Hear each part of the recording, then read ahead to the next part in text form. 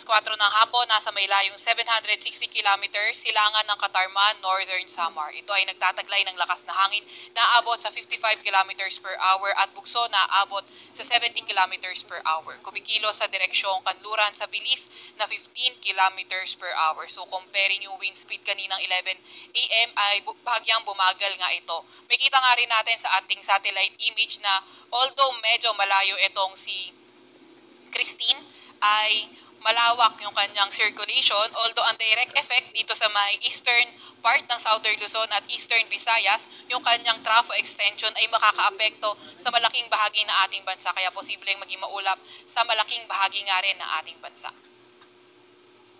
Ano nga ba inaasahan natin with regard sa track nitong si Christine? So, in the next 12 hours, posible itong ma-reach niya na yung tropical storm category. So, kapag naging tropical storm itong si Christine, posible tayo maglabas ng mga storm surge warning.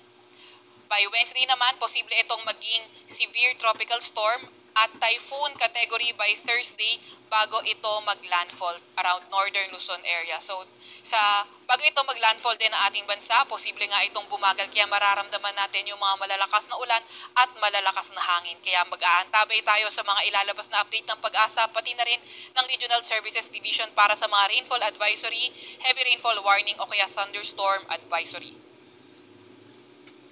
Yun nga, kagaya ng nabanggit natin kanina, posibleng maglandfall sa Northern Luzon area by Thursday evening or Friday morning. May kita nga rin natin nakapaloob sa area of uncertainty or cone of probability natin, hindi lang Northern Luzon area, pati na rin yung ibang parte ng Central Luzon, kaya lagi din tayo mag-antabay kung magkakaroon man ng pagbabago yung track dahil hindi natin tinatanggal yung changes, ni-rule out yung changes sa forecast track. At rapid intensification, hindi rin naman natin ni-rule out. Kaya gayon pa man, mag-aantabay tayo sa mga update na ilalabas ng ating ahensya.